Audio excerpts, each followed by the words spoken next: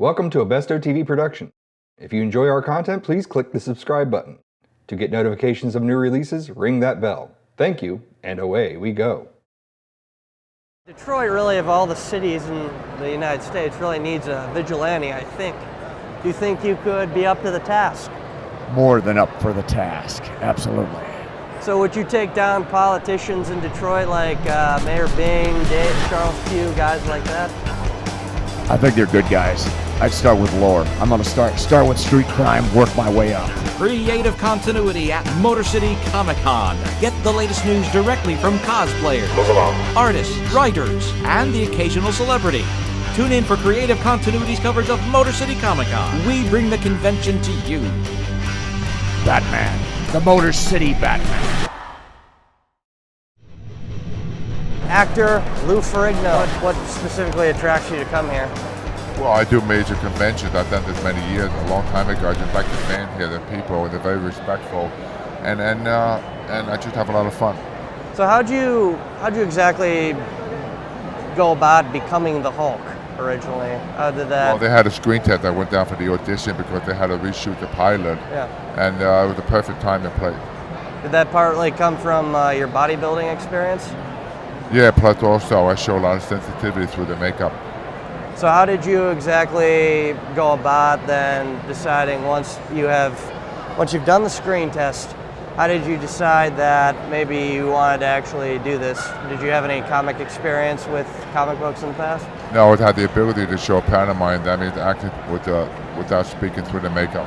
Okay, and what was your first Hulk production that you did? It was the pilot. When I reshot the pilot, the Hulk was born. The Incredible Hulk. How was that experience for you? Fantastic. I had a lot of fun. Did you enjoy working with the cast and crew on that and the writers? Yeah, very much so. Great people. Were you surprised that you'd be doing the Hulk up to this point in time for almost, 40, 30 years? Yeah, I'm amazed at the legacy. It lasts like 40 years. Surprises me too, especially seeing a convention like this, because when I began the Hulk, I mean, people will laugh if you read comic book. How has your portrayal of the Hulk maybe changed from the older series up till the newer movies? Well, the funny thing is nothing like the original series. People like the movie. I did the voice for the Hulk of the Avengers, but I still can't equate the series.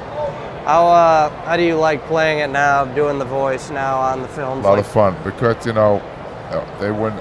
That the Hulk will be around for working for me. So in a way, they kind of pay the respect back to me. Do you think the writers and the different directors and producers you've worked with bring something new to the table than maybe the previous old Hulk incarnation? I think they should find a bigger part, a good character for me to play in the new Hulk movie, because they're going to be CGI from now on. Okay. Do you know anything about them doing a new Hulk movie? I really not know momentarily, no.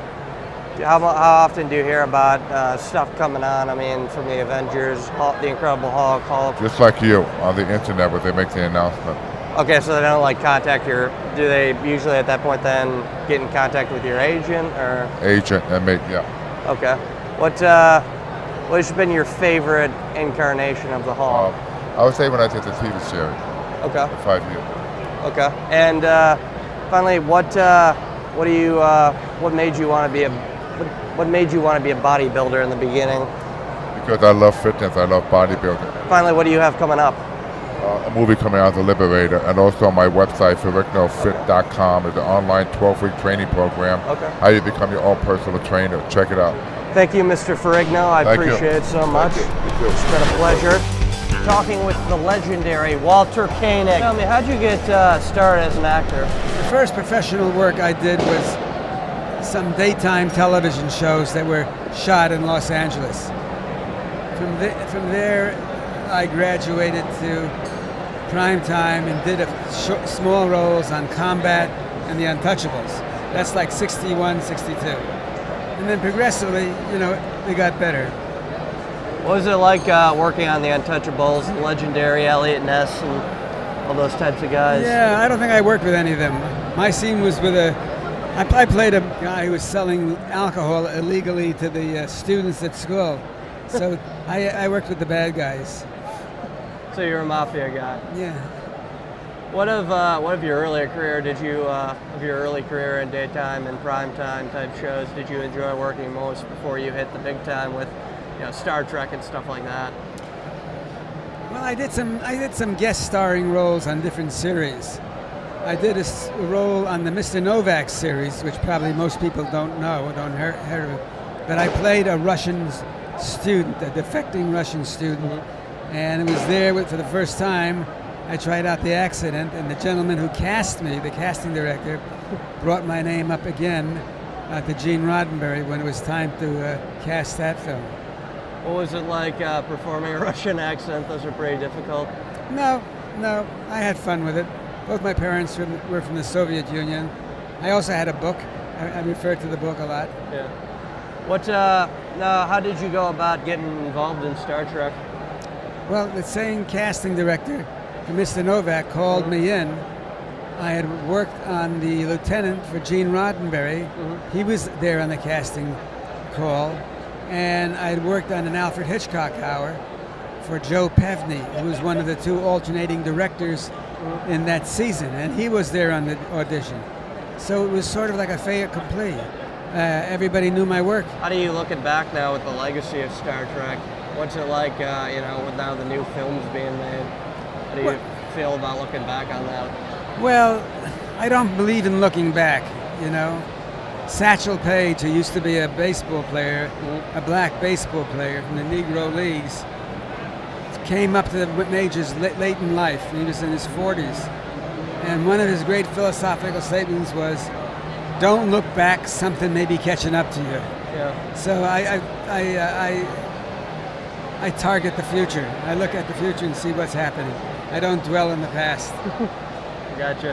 How'd you then start work on Babylon 5? The director-producer of Babylon 5 was a gentleman who I knew superficially. I didn't know him well, named Joe Straczynski. But he knew my work, and he called me in to read. How was it like working with, now, he's a really famous writer now, Joe Straczynski. How was it like working with him? It was great. Terrific guy. He's a terrific guy. I have only the fondest feelings for him. Do you see yourself doing any collaborations ever again with him? No. What kind of stuff are you working on now? Well, I have a graphic novel that's out. It's called Things to Come.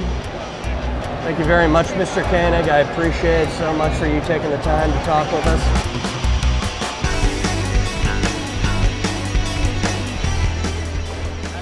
Thank you, Mr. Ferrigno. I appreciate it so much.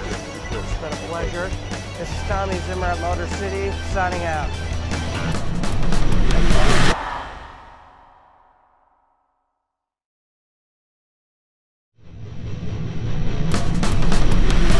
Watch Creative Continuity, COD Tunes, Con Rewind, Mr. Lobo Does, and more on this channel.